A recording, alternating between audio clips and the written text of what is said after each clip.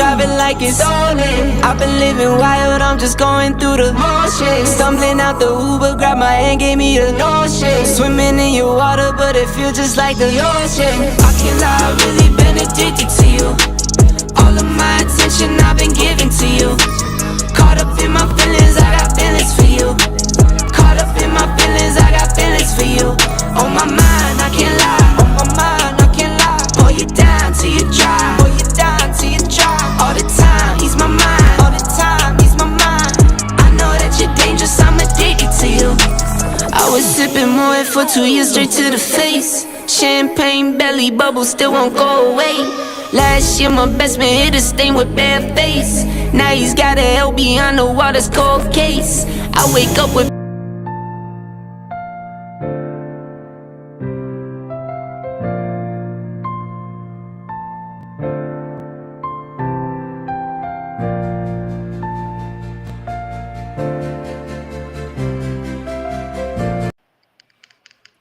All right, good evening, everyone. I want to welcome you all to another episode of This, That, and the Third. This is your boy Hook. I'm here with the homie Shannon. What's Shannon, up? what's going on with you? Tell me something good. Nothing. Enjoying this beautiful day. Finally got a little bit of sunshine outside. You know, can't beat that. Yeah, and celebrating your birthday all month long, right? All month long. All month. All She month. I got outside. an itinerary. She outside all month. All right, so check this out, right? So today we're going to be talking about a skill that many of us know all too well, code switching. So you know it's like that switch that you flip when you pick up the phone or when you walk into a meeting or when you run into somebody's grandma. So our guests are going to help us unpack some of the funny moments, some of the survival tactics, and really talk about some of the deeper truths behind why we do what we do. Whether it's a customer service voice, whether it's a voice you use when you're at the family cookout, we're going to cover it all. So whether you switch often or if you think you never do, trust me, this conversation, you'll definitely feel it in your soul. So Shannon, how often would you say you code switch? Oh goodness, I do it every day, all day long. I ain't gonna lie. It's all day. And sometimes, sometimes I do it so much that sometimes it's almost like second nature. You don't even think about it anymore. Right. Facts. Yeah. It's like as soon as the phone rings, it's a business call, your voice automatically shifts. Facts. Changes, yeah. Yeah, man. And I think we, especially we as Black folk, I think we do it often. But we're gonna talk about it though. So I do want to give our guests an opportunity to introduce themselves. So Grace, we're gonna go ahead and start with you. Then we'll kick it to Prince, and then Chris. Hey. So Grace, tell the people who you are. Hey y'all, I'm Grace. You can follow me on social media as Bonnie Monroe. IG is Bonnie G the Accountant. I am a single, what I consider a super mom, serial entrepreneur. I am the lead tax accounting of my firm, GH Capital and Associates. Okay. Right. Good deal. And she code switching on Facebook. Is this Bonnie Monroe on Facebook? Definitely Bonnie Monroe. But y'all can follow. I didn't think about that. She did code switch on Facebook. All right, Prince, what you got? My name is Prince Presley. I am an IT specialist. I work for a federal agency currently. And yeah, I work from home, so I don't really have to do as much code switching because I hide behind my computer and just send emails. So yeah, this should be interesting. You code switching in them emails. Oh, well. Yeah, I know, right? You know, sometimes you might have to, get AI to write it for you if you're not good up to the part. So, just saying. I bet. It does a great job. All right, Chris, what you got? Hey, hello everyone. I'm Chris Davis. I'm a personal injury lawyer in Columbia, South Carolina. I think my Instagram is @SChrisDavis. I'm happy to be here. This is my first podcast, so y'all be patient with me, but I'm excited to go. Let's go, Chris. We're gonna hold your hand. We're gonna walk you through it. Yeah, we got you. Don't even worry about it. All right. So, and for the viewers, make sure you guys react. Make sure you comment, share, and subscribe. This should be a very interesting conversation. So, before we get into the meat of the conversation, right? I really want to establish some context. So, I want to start with some rapid fire questions. I'm gonna ask all four of you, right? Oh, me too. So, Grace, given the fact that you're a fellow Allendalean, right. I'm gonna start with you, right? So, my question for you is really is really going to be twofold. So, what's your greeting when you go to work? Like when you greet people, like, you know, in a professional setting? And then what's your go-to greeting when you're at the family cookout? All right. So my go-to greeting when I walk in the office is like, good morning, guys. How are you doing? Is everybody okay? I work from home. So we hop on the call. I'm like, good morning, everybody. How's everybody morning going? Is everybody okay? Now at the cookout, you know, we around family, people who ain't seen me in a long time. They're like, oh, Grace, what's up? I'm like, yo, what's up? What's good? How you been? How the family? How grandma, you know, how grandma them? Y'all good? Right. All right. Yeah, you know. Yeah, completely different, right? Completely different. More excitement when you see your friends. All right, so Prince, name one word that you only use when you're around your family. Ooh, I mean, besides our nicknames, that's pretty much what it would be. It's not a certain word. I mean, well, there are certain words I only use around family and other friends, but yeah, I don't want to really say those words, but yeah, we do have these words that we You use. gotta tell us one. Come on. Oh, you all should know one. Nigga. There you go. I agree. Say it with your chest. And there's other, and it's more of, I would think, on that lines, the words you would use around family that you wouldn't use around other people is more of on racial tones. So yeah, BAN. When you're trying to describe people, being BAN. Yeah, when I actually joined the Marines and straight out of high school, so we were not allowed to refer to others as black or white or Asian or whatever. So you had to call them light green and dark green just based off their skin color. So it didn't matter if you were black, you could be light green if you had that skin color. It didn't matter if you were dark, you could somebody with a serious tan could be called dark green. So yeah, those are pretty much around my family. Those are probably the words. And along those same lines, Chris, like, as you said, you send a lot of emails when you're at work, right? So what's one word you only use in a professional email? You stick to sir, ma'am, proper pronouns and stuff like that. You try to figure out how people want to be addressed. And if you don't know what their, sexual preference is or who that person is on the other line, because you might see Edith, but it could be Edith, and that could be a man. So you just have to be very careful, and hopefully you know these people that you're, exchanging emails with. But if you don't know, just send a regular email.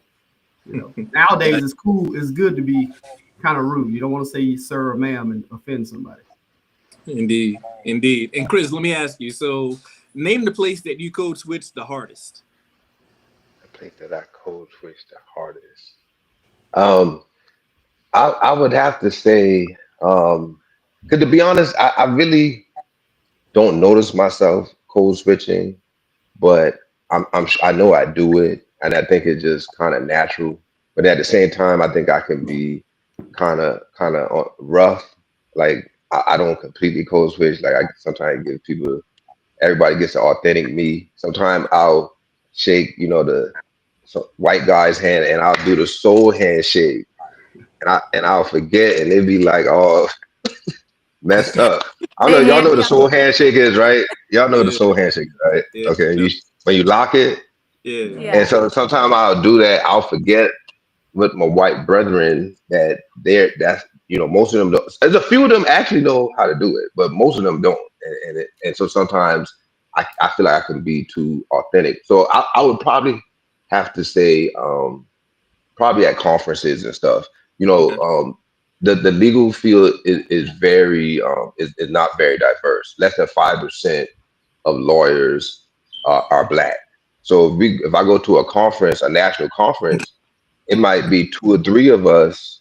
It probably be it might be a 200-person conference, and it might be less than 10 Blacks. And then some out of those Blacks are some of them they're not. They didn't. Yeah. So once you find what I guess we might call a real brother, once we understand that, we immediately stop talking like lawyers and we talk like just how You would talk to your friend in the backyard. Mhm. That's how the lawyers. That's how we talk. Once we know that each other are like I guess what I say, for lack of a better word, a real brother. You know, a brother that's down. So probably in a work environment, conferences. Yeah, I naturally find myself sometimes being the only black person at dinner. Like that's very common. Hmm. Yeah. But two, I went to a predominantly white high school. It was 60-40. And then I played sports. So the sports team, my teammates, mostly black, but then I was in honor courses. So most of my friends was the band, the nerds. So I used to get the both worlds. So I know how to interact with both and pretty much stay myself for the most part. But I know I do code switch because it's just a natural thing. Yeah. Chris, And where I you get it. from? Where you from, Chris? You know where I'm from. like It's that I'm, accent. Oh yeah. I'm, like my African brother says, that's a lawyer. When people ask him, I'm from heaven. That's You what from I'm heaven. from. I like that one. I know, right? And I You get got it an though, accent. You because got to even be when I'm authentic at because work, it's all right? there. When I'm at work, it depends. Like if I pass a black guy, I automatically hit him with the, what's up, Mhm. right? Hit the head Yeah. up. Pass a white guy, they get the head down. You know what I mean? So it's like it's like instinctual. I mean, it's Yeah, I don't know. It's like automatic though. yeah. You So don't really think about it. yeah, you don't exactly. Now, Shannon, which is more dangerous, using slang while you're at work or using your work voice with your friends? Oh, I would say your work voice with your friends because they will label you, they will harass you, they will pick at you. They'll be like, "Girl, who you? What you say?" Yeah. So I think using your work voice with your friends is more dangerous because they ain't gonna let you live it down at all. Yeah, and I get that a lot when I go home Mhm. because I mean when I do go home, the Allendale does come out, but sometimes it depends on what we're talking about. If we're having a serious conversation, it's always my work voice. I don't know why. Like it's like automatic, and they're like, "Nigga, you home now? Let it go." You know what I mean? So, but it's just one of those things, though. Yeah, And I you got see, my one. voices always sound the same. So even as a young child, I done got ticked on. I done got, Yeah. ran through the mud about my high sound. And Grace, I want to ask you the last rapid fire, right? So, Mhm. is your professional laugh louder or softer than your real laugh? I think I'm louder because I typically what I do is I'm doing it right now, so I'm talking slow because if I talk in my regular voice, I talk really fast and people don't understand me. So I got this Don't voice do from it to public speaking in college. Thank you. And like I talk louder to understand because when I was younger, I would talk low and mumble, and people like, I don't get what you're saying. So I'm just, them. I'm just mumbling like, hey, okay. But with my professional voice, I speak louder. And sometimes it comes off as aggression, coming from a Black female, but I just try to consider them when I'm breaking the words down. Because if I talk in my regular voice, you're not going to understand. Hmm. Let us Yeah. hear it. Let us hear it, Bonnie. I mean, I talk real fast. What you want to talk about, girl? We can talk about it. You like to go shopping? What you like to buy? Because I I'm love ready to to go eat. shopping, girl. You know you're an accountant. We the I love, same. We the yeah, same. okay. Yeah. I love fashion and I love food. Yes. Amen. Yeah, two of my And favorite things. amen. Right. So again, that was, and that really established some context in terms of how we do like day in, day out, whether we realize it or not, we do code switch, right? And I want to ask like just a general question, right? So when did you guys first realize that I guess code switching was really even a thing? Like, cause it's like, there's not like a course on code switching or anything. So when did you realize at first, I guess when you first started doing it, or when did you come to the realization? I would say being introduced to public speaking in college. That's when I realized there was I always say professional voice and a non-professional voice. I don't say it's code switching. I just say, you got different hats. You got a professional voice, you got a street voice. I mean, you got a mom voice. If I raise my voice at my kids, they like, oh, mama ain't playing, like it's just different voices for different situations. And it is code switching, you know. But yeah, that's when I noticed it, when I had to take public speaking. So Chris Prince. I would say I realized code switching probably high school when we had to do certain events, debate team or what have you. You know, you went to various schools. My school was a predominantly black high school, but a lot of other schools in the district and in your region might have more, you know, Caucasian students. So when you went to certain events, you just had to carry yourself a little differently. You might be the only school with all black members on the team, and then you're going against the rest of the teams that have, you know, mostly, you know, Caucasian members on the team. So when y'all were interacting and stuff like that, it was just, you know, a little bit of a cultural difference. So at that time, just knew you couldn't say the same things you might just say, you know, when y'all are in the locker room, right? You leave the locker room it's a little different. So yeah, high school for me. Okay. Prince, I always thought of you as very proper. Oh, here we go. Yes, I am very proper. I try to be a professional at all times, but people that know me, yeah, they've seen some sides of me. A lot of people are surprised by some of the things I might get into. So, yeah, I do wear a different hat when I'm in the public eye. You just never know who's watching, so you always got to be cognizant of that. Thanks. And I guess that would be the case given your profession as well. So, yes, sir. You work for Trump. Yes, I do. Yes, I do. All right, Shannon, what about you? Brother. What's the question again? I forgot. When did you realize that code switching was first a thing? Oh, that's a good question. You know, I'm like what Chris said. I think I'm always authentically my same self. You know, I've used inappropriate words around the other races, and I've had my friends be like, "Girl, you know what you just said?" Like, and I'll be like, "Oh, okay," because I feel like I'm my same self wherever I go, mostly because I've always been very proper, right? My brothers and my sisters have always referred to me as the white girl, because of how I talk, and you know. So I've never really paid attention to if I'm code switching. I'm just being myself all the time. Yeah. You know? And I guess for me, like, my high school was 90 to 95% black. So you know, I'm around black folk all day, every day, right? And I guess I didn't realize it until I got to college. And I guess growing up, I'd always been taught that to, I guess, present myself a certain way around white people. Not that they were superior, but that it's easy to be perceived as ignorant or not intellectual, or, you know what I mean? Just a lot of negative stereotypes if you come off a certain way. So as soon as I got around white people, it's like I immediately turned into this other person.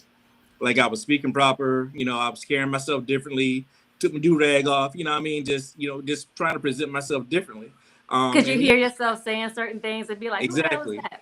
Even now when I'm at work, right? I'm a trainer, and like when I'm interacting with black folk, you know, I'm just like I'm talking to my cousin or something. But as soon as the white person in the room, it's all professional, and you know what I mean. So for me, it's more so cultural. And counter to Chris's point, if I'm around a real black person, that's when I present the real me. But if I'm around one who is kind of, I don't really know where they stand yet, then I'm gonna, you know, put on. I don't want to call it a facade, but I mean, it's gonna be the professional me. It's kind of what it is. And like I said earlier, when I'm interacting with my family, depending on the tone and nature of our conversation, there are also times when I turn on my professional voice, and they're kind of like, "Hey, man, you can, you know, dial it back a little bit." You know what I mean? But I guess it's just one of those things, though. But you know what? When you break it down like that. So yeah, I get what you mean now. So like, because we just had a person start at work, and she happened to be African American and from New York, but we had a moment where we were all like, "Yeah, she ain't us. She ain't us. We can't. Yeah, she ain't us." Yeah, all how they said, all skin folk ain't kinfolk. Ain't kinfolk, yeah. She ain't one of us. Yeah. I'm telling you. Now, is there like, do you guys think that code switching is more about survival, or is it just adapting to your environment? I think it's both.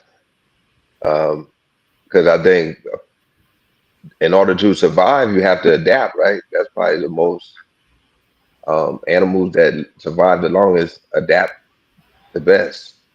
So I think it's a little bit of both, and I just think I think it's a result of the way America is. I think the way everyone is raised. I think it just and the stereotypes, and I just think it's you know I just think it's just natural, and I think that and I think the major part is because of the stereotypes. I think you're right. There's so many negative stereotypes of Black people, and I think we always have to try to show that that's not us, or that we're more than what the stereotypes say we are. And I think that's what forces us to to have to code switch. And then I think we're just different. We're different. We have our own culture, our own way of speaking that no one else probably will understand. And so I think it's just but everybody loves our culture too, though, right? Correct. But yeah, that's my thoughts. Yeah, I too think it's a mixture. Oh, go ahead, Shannon. No, go ahead. Go ahead. I too think it's a mixture of adapting and survival, because just me being me from personal experience, I worked in corporate America for like 12 years. I really thought, like, coming in, young Black girl, curly hair, big hair, hoop earrings. Like, I love my hoops. Like, nobody will ever make me take off my hoops. So So I just thought, like, maybe they won't accept me for who I am, because that's not what they're used to. That's not the culture that I'm in. When I walk into an office, I'm professional, but that's just not, that's just not the space that I'm in to be myself. I have to be a professional. And ideally, like Chris said, this is America. Professional is blue collar. And I don't have to go into details for what blue collar is, but yeah. I get what you're saying about being professional, because I remember it was like maybe in my mid 30s, I just was kind of like, fuck it. Like, they're going to get Shannon. They're going to get Shannon. Shannon going to come with her hoop earrings. Shannon going to come with her red lipstick. Shannon going to come with her tattoos, everything. And because I felt like at that point, I had nothing else to prove to anybody, right? Either you accept me for who I am or you don't. But I didn't care less. So I get what you're saying about feeling like you have to code switch in a professional environment because you will get left behind if you don't. Yeah. Indeed. And what about you, Prince? I mean, code switching, it comes into play in different types of environments, right? Take it from a guy that's had, run-ins with law enforcement. If you've ever been driving through the backwoods of wherever, Georgia and South Carolina, wherever, Allendale, get pulled over by a cop, because you speed traps everywhere. Just by them coming, to the vehicle, you could tell by their walk, their demeanor, what type of cop you may be dealing with, especially if they're Caucasian. So, just like me, if I get pulled over in the middle of the night, I'm reaching in my glove compartment, I'm grabbing everything. I'm having that ready for them before they even get to the car. I don't know what kind of conversation we're going to have. I'm just going to be prepared, because I don't want an incident. Just give me my, citation and let me be on my way. So, I mean, y'all are seeing what's happening in DC, and how some of our, young African-American men and women are handling all this policing by the Trump administration. So it's going to get a lot uglier than before it gets, better. So, I mean, just knowing how to deal with a situation like that, being able to de-escalate it and not have it go far right or far left or wherever. Just be cognizant of that. And it's not like you're giving away your manhood or anything like that, but it's just being courteous to others, and hopefully that works in your favor. But they can still be an asshole and do whatever. But Yeah, I was gonna say, is it working at all? That right now they don't care if you talk proper, Right. don't talk proper. You all the same at this point. Well, I mean, some people can't be an open book. Me myself, I can be an open book. I mean, cops could say, "Can I search your vehicle?" I have nothing in the vehicle. I'm not riding around dirty, so yeah, go right ahead. All right, thank you. Apologize. You go through a police check. I would, as a lawyer, I would tell you no. You should refuse to allow the cops to search your vehicle. We I call him understand. Chris. We call him Chris. I Yeah. understand. And they have to make them have probable cause to search your vehicle, even if you don't have anything. Yeah, That's an invasion of your privacy. I understand, but Well, that's right. just being on certain installations with the military, you get pulled over, they're gonna search your vehicle. So it's things you have to deal with. But Oh yeah. It's certain. Yeah, I know certain like on a military base. Yeah, that's different. yeah, so Yeah. knowing where you're going and knowing the people that you have with you, being cognizant of that, that's always a good thing because you just have to know who you have with you, right? I've had friends that have gotten in some serious issues based off of just, hey, can I catch a ride with you? And yeah, next thing you know, they're in doing some time for whatever. So you just have Yeah, I'm sorry. I'm laughing at my daughter writing these thesis statements in the comments. Like, oh, And I was gonna get to a couple of, because she has some good stuff, so I'm gonna get to them here in a second. And one thing I did want to, I guess, a couple things you guys touched on, right? One was acceptance. Part of the reason that we code switch is, I guess, for lack of a better word, is to be accepted, kinda. Because a couple things, right? When I had my locks, right? I had dreadlocks for 11 years. It's like that would be the first thing that any white person I work with would talk about, my hair. Like, you know what I mean? Like saying, saying little general stuff about my hair. And then when I finally cut them, they were like, "Oh yeah, I like your hair better like this." You know what I mean? It's like, not that I did it for you. I did it because I felt like doing it, but it wasn't to be accepted. But coincidentally enough, I got promoted after I cut my hair. You know what I mean? So not saying that it directly was because of that, but I'm sure that kind of what it was. And when I was in college, like there was this white girl, because I was in a lot of organizations. She told one of my friends, "Well, he's so intimidating." Now anybody who knows me knows there's absolutely nothing intimidating about me at all. Like there's nothing threatening, nothing. You know what I mean? So again, it goes to show how we are viewed by certain other cultures, right? yeah. And to Prince's point, oftentimes we do have to present ourselves as non-threatening. You know what I mean? Like we can be the nicest person in the world, but when the cops come up, I think we're the only race in the world where we have a series of things we have to do to protect ourselves in that situation. We got to make sure our hands are in the right place. We got to make sure that we can't show any emotion, like at all.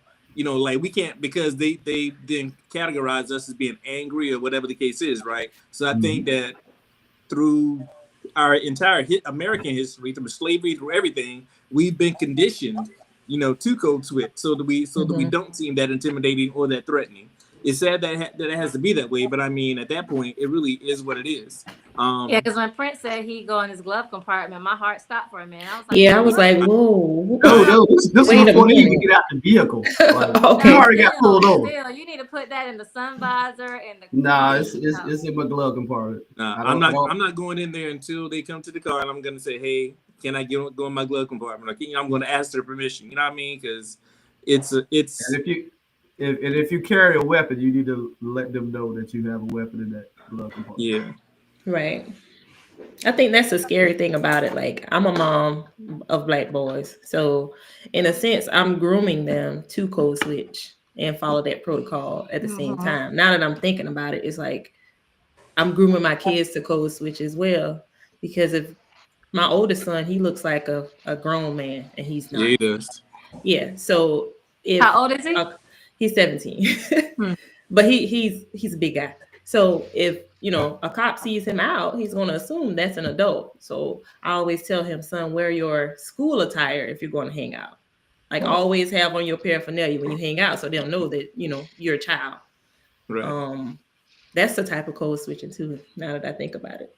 And I Yeah. had my I'm a couple grooming years my ago, kids. Yeah. my nephew was with me, and we got pulled over because I had a tail light out of something. Mhm. And we pulled up in his mom's yard. I was dropping him off home, and he's like 6'1" at the time. He was like Mhm. 250, 260. So he stood by the car, and the cop pulls the gun on him. Mhm. And my sister came outside. She's like, my son is only 16. And the cop was like, well, man, he doesn't look 16. I'm like, he doesn't care. I don't care what he looks like. He's a kid. You know what I mean? So again, it was a black cop too. But again, we have to try so hard to seem like we just aren't a threat at all. And your comment was like the perfect segue into what Shannon's daughter was asking. So she asked, is the goal for future generations to have to code switch? Or have we just accepted that it's a normal part of our blackness, right? So are we teaching our kids to code switch, or are we teaching them to be their authentic selves, or exactly how's that working? I think we're doing both. I think we're doing both because even like I know my son, like, you know, I've always taught him to say his whole name and shake people's hand and look them in the eye and, you know, speak a certain way. But then I also want him to be authentically himself too, and trying to find like a balance between that so that he isn't looked at as a threat, looked at as an issue in certain settings. So I think we do both. Correct. In the Black community. Correct. I agree. An example would be going to church. If you go to church, you're not going to act like you act in a club at church. You feel me? So it's like that's code switching. That might be something else. I think it is code switching. You don't talk like if you're around your friends at a club and you're around First Lady and the pastor, you know, you're not gonna talk. You're gonna talk a certain way to the pastor and the First Lady of the church. You're not going, you know, you're not gonna be all quote unquote ratchet, loud. You ain't gonna dap him up like Chris would. No, you ain't gonna dap up the pastor. Would y'all dap up the pastor? Or would y'all shake his hand? I dap mine up, but he a real one. Yeah. But I had to get there though. You know what I mean? Like it wasn't like I dapped up the first time. Once I realized, oh, he's just a regular brother like me. You know what I mean? Because I had never met my pastor before a couple of weekends ago. When my cousin passed away, he came through or whatnot, right? And you know, I'm walking around my cousins, we talking, we drinking. I'm like, nigga this, nigga that, nigga that. Pastor came up, I'm like, hey, how you doing, sir? Good to meet you. You know, it's a pleasure. But after talking to him for a little while, you know, he's cool. So every time I see him now, y'all gave Pastor a beer. That's what happened. Nah. I didn't hide it, but we ain't gave him. We offered him one. Y'all got Pastor all relaxed. Nah, he ain't taking those, but it's all good. Amen. Mm-hmm. And Chris and Prince, what about you guys? Are you like, I don't know if you guys have kids or not, but do you think that we're grooming the next generation to code switch, whether it's knowingly or unknowingly, or do you think we're just teaching them to be their authentic selves? I think we're just grooming them. For my sons, I have two sons. I have a daughter that's my youngest, but I'm just teaching them to survive in certain situations, like being able to understand your environment and know what's going on will help you so much, you know, move so much farther in life. Because you just have to, you know, there's the cultures when you get a job. There's different cultures at this job compared to different cultures at that job. And that's why some people go to another job and like, oh, I don't like it here. It's not that the job is bad or anything like that. They just can't adapt to the culture. So those things will keep you from, you know, going different places in life and all that stuff. So I think we want you to be your authentic self. We want you to become the CEO. Then you can, you know, pull up in the parking lot with your, you know, 40-inch rims on your car. Just bump the big X. I'm the biggest, the largest. We bump but you really can't show all of that until you may get to a certain point. So you got to keep that in mind. Right. If you're the male guy at the office, you know, like Chris Rock and Boomerang, you just can't be, you know, unless there's a Marcus in there, you can't just be walking around saying what's up to everybody in the office. Got to keep it a little professional at times. Agreed. And it hadn't been lost on me either that in certain environments, my path is slightly easier because of how I present, you know? So like I can get away with things that a lot of my sisters and brothers cannot get away with. You know what I mean? Just because how I present to others. A lot of times they don't think I'm black. They think I'm something else, right? So they treat me differently. So that's not lost on me either. So like where other people have to work a little bit harder to get used to the culture, get used to the environment, I can slide in a lot more easier. I've done it many, many times. So I get that too. So like Prince was saying, teaching your children how to survive, like all of that plays a part into whether or not you code switch and when you code switch and if you have to code switch. Just how it's sometimes how you present in the environment. It's because you're light skinned, huh? I mean, yeah. I smile a lot, light skin, long hair, all that. Yeah. Right, and that's That's right. I wish yes. It's like Shammy, you out here passing, right? I sure am, girl. I ain't even gonna lie. I done did it a couple times. Yeah, I done did it. And especially with my last name being O'Berry. I walk in a room, they thinking they're getting a white woman. They're surprised when they meet a black woman. You know? Yeah. And as much they saw Shannon O'Berry on that paper, they was like, "Oh yeah, she's white." And as much as I hate my government name, like I'm thankful for it because when people see Daryl Williams, they don't know who they getting. You know what I mean? Yeah. So that can be anybody. You know what I mean? It's universal. You know what I mean? But one thing that and my wife made a comment. Let me pull it back up here.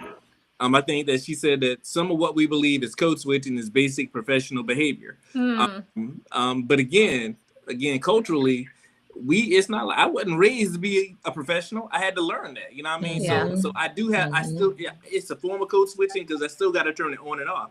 Like when I'm here at home or when I'm around certain people, it's one way. But I had to learn how to dress, how to look the part, how to what to say, when to say it. And use words that I had to learn the King's English basically. You know, when I use the word, like some people use words and don't know what the heck they mean. You know what I mean? So we ain't gonna talk about the words you be throwing out at us that we don't gotta get dictionary stuff. Like what? Hey, I did a lot of reading growing up. How about that, right? Okay. So now one thing I do want to ask, right? So because I've gotten this myself, like, have you guys ever been told that you talk white? Yes. Has anybody on this panel ever heard that though? Yes. Not me. But my six brothers and sisters always tell me I'm the white girl. Yeah. But the thing is though, when I was growing up, people would say that, but it would only like, I don't even know what it is. I guess because there's certain times I don't know what it is. I would like turn it on and off. I use slang. Sometimes I use slang, sometimes I wouldn't. And then the times when I started talking for the quote unquote proper, like, why you talking white? Why you just, I'm like, I ain't talking white. I'm talking like me. Like, it's not about black or white. But again, I guess it's the people that I was around at the time. So, but I've gotten it before. But I'm surprised everybody on this panel didn't say yeah, because I've gotten it a lot. I've gotten it a few times. I've gotten it just simply by my style of dress, right? Summertime is hot. I don't wear shoes a lot. I wear a lot of sandals and stuff like that. Yeah, you gonna wear them flip-flops. I was gonna say. Yeah, we wear sandals. We wear the Birkenstocks. So I go to certain places. They might look at me while I'm trying to get in the door and say, I'm not dressed appropriately. Like, we don't allow men to wear open-toed shoes in here. Oh, wow. And I've had, been out of town looking for the juke joint, trying to find the place where all of us hang out. And, ask people, they look me up and down and say, well, I don't think that's your type of crowd. Why? Because I got on a V-neck and some shorts and some flip-flops. That's the crowd I'm looking for. Now, if I got to go change, I'll go change.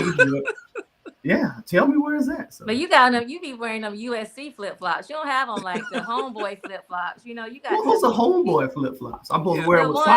I'm supposed to wear them with socks. That's what the ones that the slide-ins. The slide is. Slide is. I just, No, you got the ones that My go in feet between look- your toes. my feet are presentable, so I can wear them without socks. What's the point of wearing them with socks? Unless you're Yeah, just leaving the gym from playing don't do basketball. flip-flops. What are you wearing socks for? Yeah, he got that thing between his toes. You know, I'd be like, What's wrong with that? Yeah, ain't nothing wrong with that. Ain't nothing wrong with that.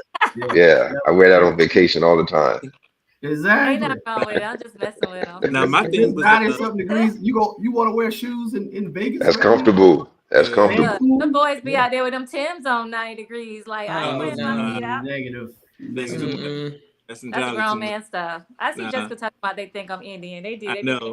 think Now, my thing was Abercrombie and Fitch though.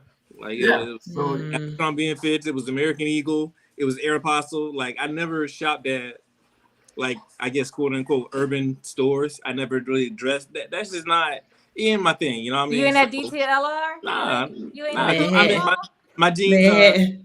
They used to call my jeans. They say I had tight jeans on. My jeans ain't tight. They just aren't. They aren't baggy. Yeah. So there's a So you was difference. doing But skinny jeans before skinny jeans was Nah, popular. I ain't never wearing those. I ain't wearing skinny jeans. I mean, I don't know how much you all partied around South Carolina back in the day, but there were literally clubs you would try to go into. They would tell you your shorts were too long. They were below the knee. Yeah. Right? Yeah, you can't come in like really. In the white we don't wear, tees. you can't wear construction boots. Tim's were Yeah. considered construction boots. You can't wear construction boots in here. So you know what clubs those were, but Now, which clothes was that? Which ones? if you were running around 5 points back in the day, you might have Right. No white t-shirts. Yeah, no white tees. Ooh, Yeah. Us Benedict students, we weren't in 5 points. You weren't? No, I don't remember going to 5 points. You wouldn't have a nice day cafe though. I remember going to Whispers. Oh yeah. Friday nights at Whispers. Yeah. Yeah, that's we getting off topic, but yeah. Okay. Bring it back. The NCO club back in the day. Whew, Hey. yeah, that was, I know, that was- right?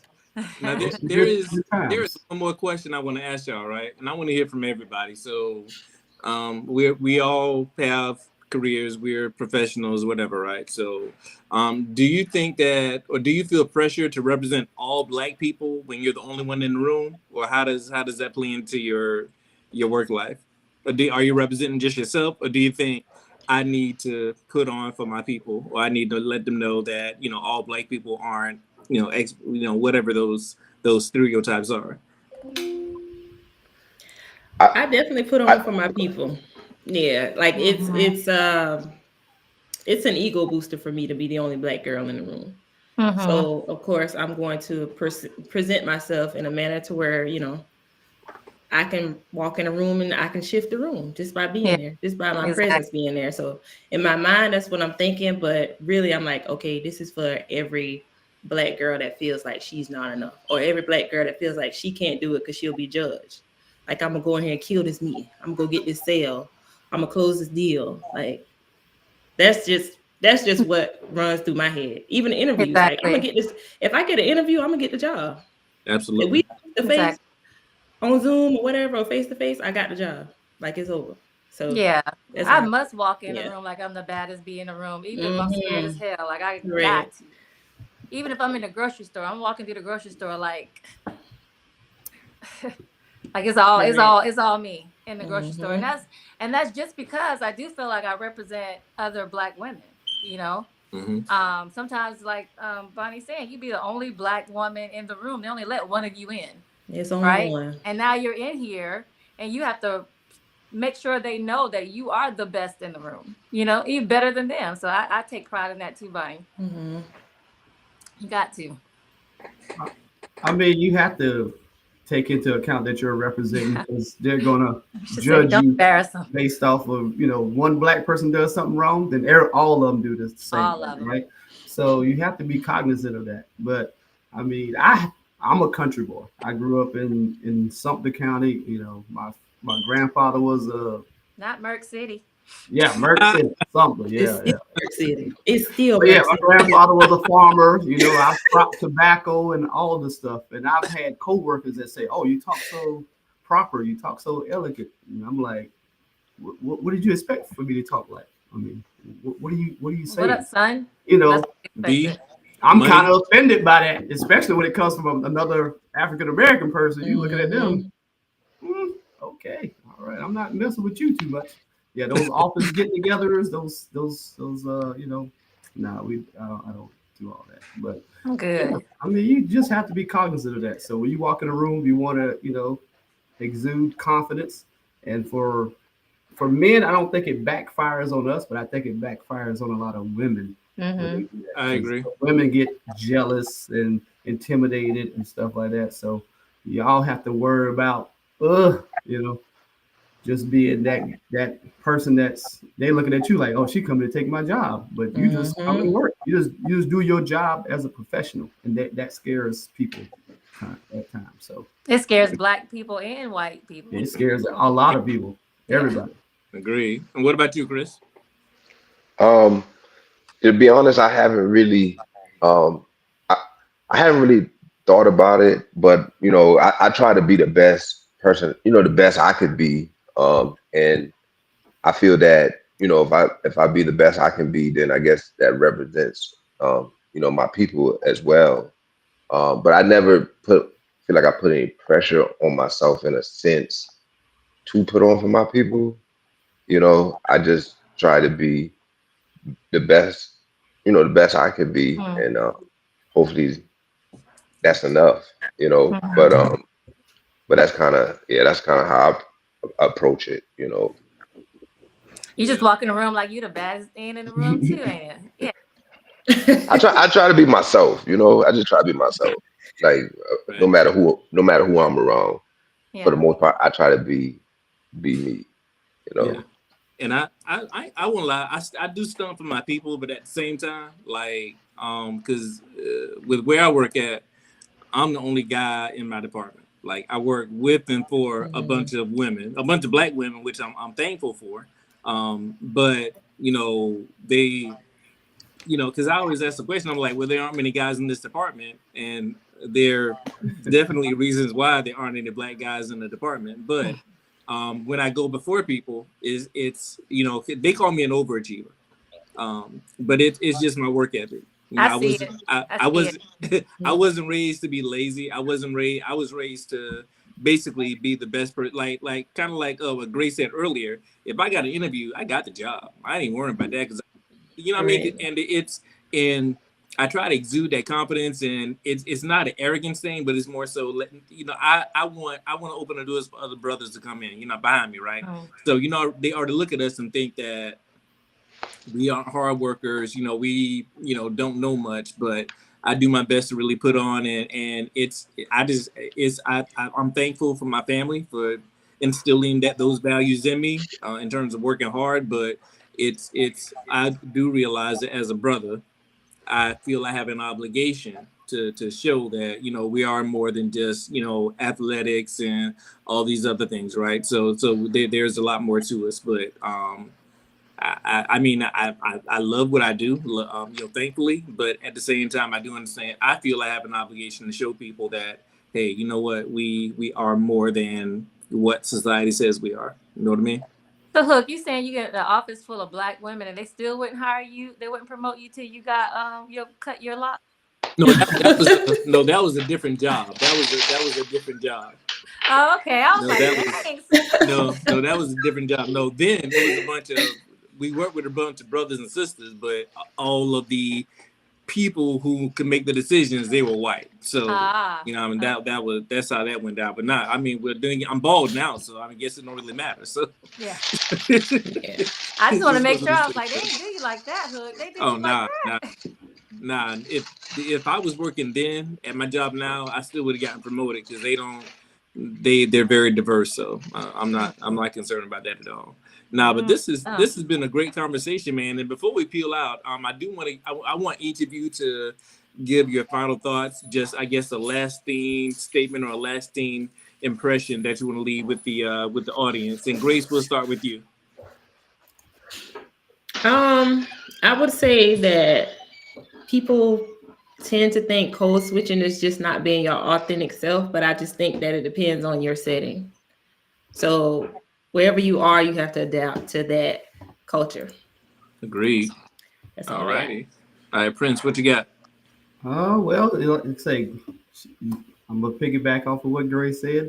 You have to adapt to your setting. I mean, there are times where you just have to, like I said, read the room and be cognizant of what's going on around you and understand everybody that's in there and address them as such. But yeah, just being a professional. If you did that 100% of the times, you wouldn't even have any issues. But like you said, you do one thing with your family, you do one thing with maybe your work environment. So just being being cognizant of everything that's happening around you, you should be okay. Should be. All right, good deal. All right, Chris, what you got? I just think you have to you have to be yourself, be your best self, and always I think it is important to adapt to the environment you're in, but at the same time remain yourself.